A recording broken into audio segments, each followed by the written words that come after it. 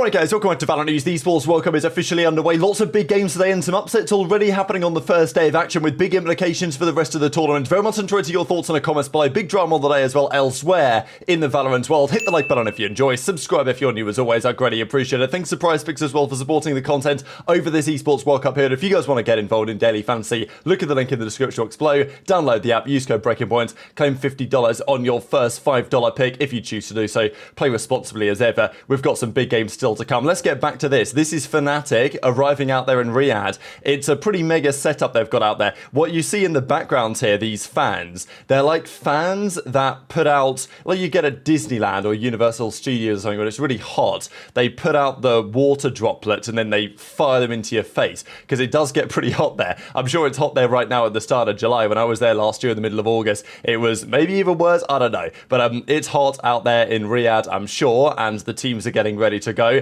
This is Busio, as he says. He's having a good time. This, I'm pretty sure, is over there at the airport, I would imagine. And this is Busio having a good time at probably one of the many food spots around where the big lake is there at Boulevard City. So the teams are out there, the players are out there, seeing it for the first time. And before we get to the results and what's happened so far today, I wanted to get into some of the drama on the last 24 hours. Starting here really with Flashback. So Flashback has been a DRX player for some time, but he's been in, he's been out, he's been back in, and it's been a bit of chaos really. Now he put this handwritten note out yesterday on Twitter, and it translates to as follows: I'm Flashback, professional DRX player. First, I deeply apologise for causing concern and inconvenience to many people due to my sudden departure during a season where my mental health was extremely poor and it was difficult to overcome occasional strange behaviours. I deeply regret arbitrarily leaving the team. I sincerely apologise for disappointing my teammates, the staff and the fans who supported me.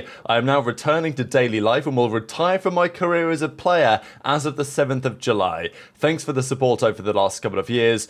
For the last 2 years I was Flashback, which I thought was kind of a sweet way to end the statement really. But yeah, very interesting what's happened there at DRX, because Flashback's been there, then he's been not there, and over the last couple of months some interesting things have happened. Like this was back in April when Flashback stepped down. He went down to the academy team, and then there were questions, was he going to be coming back? Like what did that look like for DRX? But as it turns out, no, and it seems like Flashback's going to be calling it a day from competing. So wishing him the best. Clearly he's gone through some difficult stuff, so hopefully all works out for the better for him.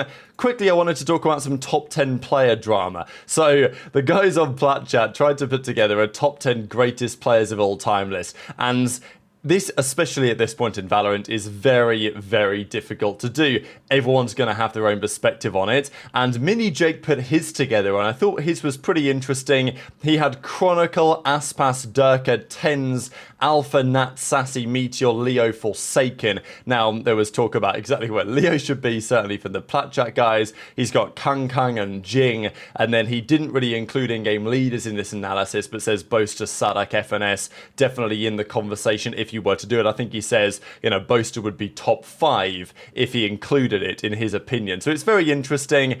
You know, there's talk about Kang Kang, where he should be, whether he should be higher. Mini Jake says he was 6th or 7th in my first pass, but winning aura to me only matters in terms of results. So if it's the best player list, then maybe it could go to Leo, or certainly would be up there. But yeah, it's very interesting how you debate this always, because the best player is going to be different to the greatest player. I think there's a little bit of nuance there. The greatest player ever considers more I mean, as he says, impact, consistency and longevity. And also, you know, there's some debate on whether greatest could consider other factors even outside of the game, right? So for Tens, for example, some would put Tens a bit lower than this.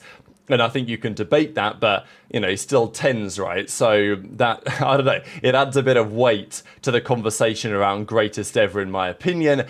I think one of the key names missing from this was probably Ye, right? I think many of us maybe expected Ye to get more of a shout in these type of conversations. I think the conversation around consistency and their longevity among different eras and different metas probably hurts Ye. I mean, it does hurt Ye. I think given what Ye did achieve at the top level for the time that he was around, and I mean, maybe he can get back there, right? Obviously, he's still competing today, but he's not been quite where he was a few years ago with Optic. I would still be tempted to put Ye in and around the top 10 somewhere, but intrigued to your thoughts in the comments. This from FlyQuest Bob. Now, there's a bit of drama recently because Sean Gares implied that Blue Otter were one of the teams potentially culpable in the match-fixing scandal that seems to have been uncovered. Now, Bob was involved in that scandal, but then everything kind of disappeared and, the feeling was, okay, there's nothing to this. Well, at least Blue Otter stood by their players, and as it stands, there's no clear evidence that come out to say, yeah, this was what was happening, there was money exchanged, and maybe Riot is still investigating it. I guess time will tell. So Bob comes out and says, step down from Blue Otter, the team gave me purpose and love during one of the most difficult periods of my life, I'll be in their debt, but I'm deciding to call it a day from that organisation for now. So where next, exactly why, there are some questions on that. But let's talk about the Esports World Cup and what's happened here over the last couple of hours. NRG getting underway as well very shortly in addition.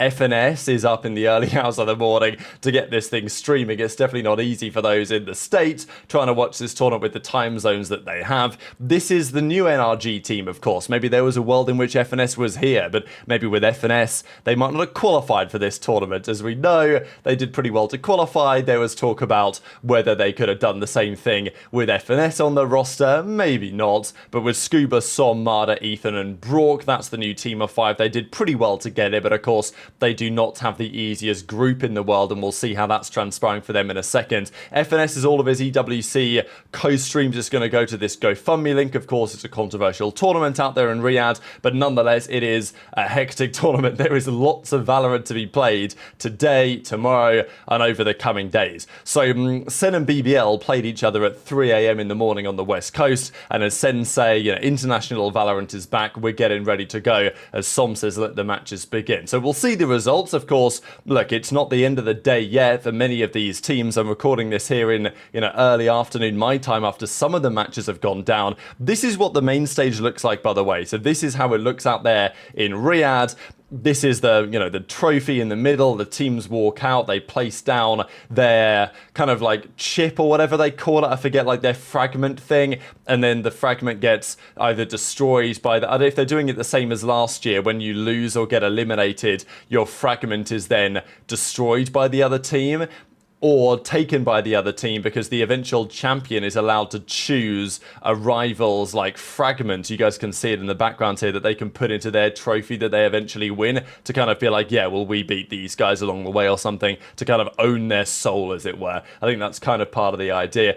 But this is what it looked like on the stage, and it's pretty spectacular setup they've got out there, right? I mean, it is what it is. There is no doubt that the money into this tournament is serious, and it was serious last year, and it's certainly not changing this year either. They're probably, in many respects, only continuing to level up out there in Riyadh. But it was a best of one, BBL Esports versus Sentinels. It went to an icebox in the end, and it was an interesting icebox. I think Sentinels will feel pretty frustrated they didn't win this one. They lost both pistol rounds. There was also this round where Social B had a disgusting 3k. He shot a couple of guys in the back and then he spun around and got the kill onto Zelsis as well. There was this round though, so Sentinels looked like they were going to bring it back a little bit. We know that on Icebox the attacking side does tend to be preferred, and at least that's kind of what we initially saw. Zekin with a really nice little 1v2 here, actually, with Narrate going down. Zekin comes in the back line and kind of makes a similar play to what we saw earlier. 1-2 clean shots out of Zekin, makes it 11-9 round counts and gives Sentinels a good chance. They eventually took it to an overtime, but Sentinels lost that overtime 12-14 in the end. So Loon had a great map actually on the Jet. There were some key moments across the board, but Sen on the Icebox, they go down. It's only a best of one, but that does put them down to the losers bracket, and they'll have to play and fight for their lives tomorrow if they want to stay in this tournament initially. So look, at the end of the day, best of ones, to some degree anything can happen. I mean, Paper Rex, they very nearly lost to Billy Gaming. I thought they were going to when I was watching this map earlier in the day. They eventually took this to an overtime after a big second side and won it 16-14. So, yeah, tough for BLG to go down in that fashion, because that would have put them in a really nice spot. And then, of course,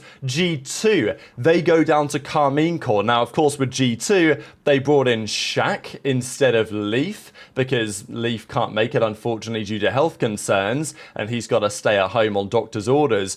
But, you know, even then, right, Trent 5 kills, Valin 8 kills, like it wasn't looking great. Sadak goes 22 in 9 to just demolish G2 off the map on the sunset. So, you know, look, you've got to take it with a bit of a pinch of salt, but I will say that recently the direction that KC are going seems to be a promising one, and I think they were always going to be a bit more of a threat this tournament than they have been previously. And yeah, obviously G2 aren't the force they would like to be without Leaf, but nonetheless, they find themselves straight into the losers bracket playing what looked like a pretty racy Billy gaming team right now that might be kind of difficult to beat as well. DRX just took down XLG 13-6. They played a best of one on the Haven, which I think is what Sentinels will like to see, because it means that they get to play XLG, and we know that their success against the Chinese teams was pretty good recently. That is going to be a best of 3, of course, that happens in 21 hours tomorrow, and BBL versus DRX happens in only a couple of hours from recording this video to determine which are the first teams in the groups to make it through. So it's Paper X KC, it's BBL DRX,